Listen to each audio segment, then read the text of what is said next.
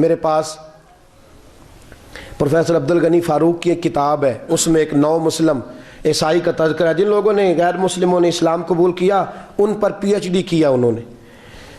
ایک عیسائی آدمی نے اسلام قبول کیا تو اس سے لوگوں نے پوچھا کہ تو نے اسلام کیسے قبول کیا؟ کہنے لگا ہوا یہ کہ ایک عیسائی نوجوان تھا، وہ ایک مسلمان نوجوان تھا تو وہ یہاں آیا ہمارے ملک میں، شکار کرنے کے لیے نکلا، جانور کو گولی لگائی تو ایک نوجوان کو لگ گئی۔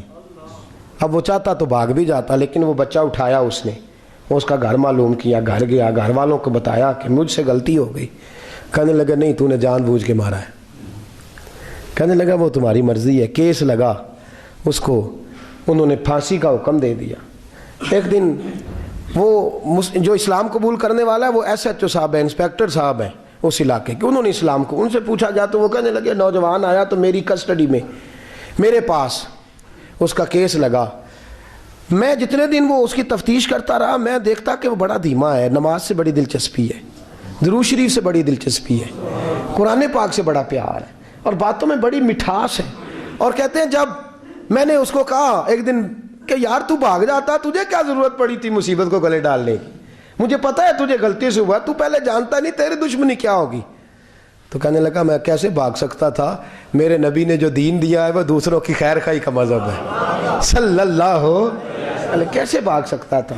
کہتے ہیں خیر سزا کا حکم تھا، جیلر اور میں دونوں اس کی دیکھ بھال کرتے۔ ایک دن ہمیں اس سے پیار ہو گیا، ایک دن کہنے لگا ایک مسئلہ ہے، اس کے تو گھر کو میں نے اجاڑا ہے، میری وجہ سے کوئی اور گھر بھی اجڑ جائیں گے۔ کہا وہ کیا؟ کہنے لگا کئی لوگوں کی امانتیں میرے پاس، مہربانی کرو مجھے 2-4 دن کا ٹائم دو، میں وہ امانتیں دے آؤں، یا کچھ لوگ ہیں میرے جاننے والے ان کے سپرد کار ہوں۔ کہتے ہیں ہمیں اس کے سے پیار ہو گیا تو ہم نے اس کو جانے دیا۔ اب جس دن پھانسی لگنی تھی اس دن وہ آیا ہی نہ۔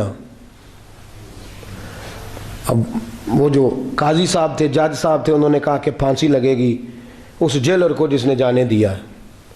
کہ این وہ ٹائم جب جیلر کو پھانسی لگنی تھی وہ نوجوان بھاگا ہوا واپس آ گیا، بھاگا ہوا واپس آ گیا۔ تو وہ جیلر اور وہ انسپیکٹر وہ دونوں کھڑے ہیں۔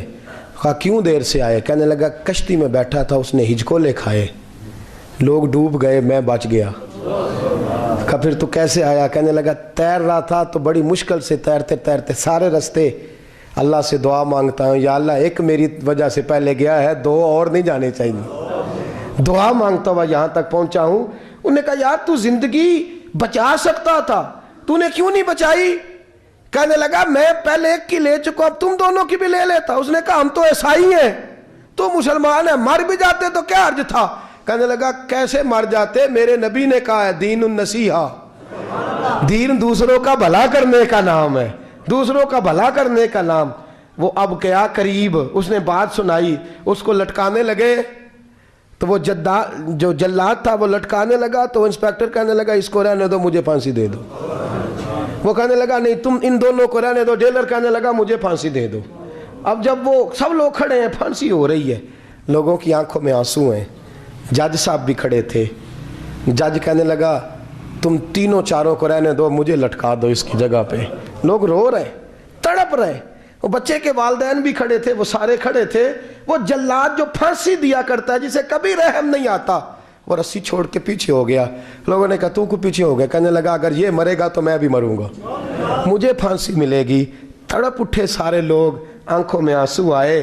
جب سارے روئے تو بچے کا والد آگے بڑھ کے کہنے لگا قسم ہے اللہ کی عزت کی، اگر تیرا یہ رنگ ہے تو محمد عربی کا کیا رنگ ہوگا صلی اللہ علیہ وسلم۔ سب لوگ کلمہ پڑھ گئے، مسلمان ہو گئے۔